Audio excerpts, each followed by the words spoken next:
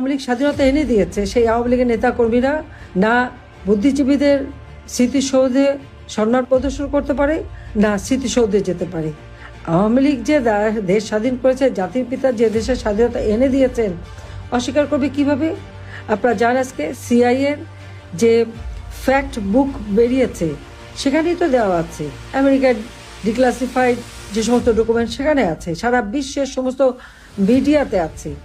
বাংলাদেশের মিডিয়া থেকে যতই মুছে ফেলুক, যতই বঙ্গবন্ধু ভবন ভেঙে ওই স্মৃতিটুকু মুছে ফেলুক, যতই মোরাল ভেঙে অপমান করুক, মুক্তিযুদ্ধের স্মৃতিচিহ্ন মুছে ফেলুক, জাদুঘর ভেঙে তছনছ করুক, ইতিহাসকে তারা মুছে ফেলতে পারবে না। ৭ই মার্চের ভাষণ বিশ্ব প্রামাণ্য দলিলে স্থান পেয়েছে। আর এটা বঙ্গবন্ধুর যে স্বাধীনতা ঘোষণা এবং আওয়ামী লীগ যে এদেশের স্বাধীনতা এনেছে, এটা আজকে বিশ্ব রেকর্ডে আছে। তারপরেও ইউনূস বসে বসে এই ঘটনাগুলি ঘটাচ্ছে। এটা হচ্ছে দুর্ভাগ্যের বিষয়। কিন্তু আজকে আমাদের সকলকে প্রতিজ্ঞা নিতে হবে।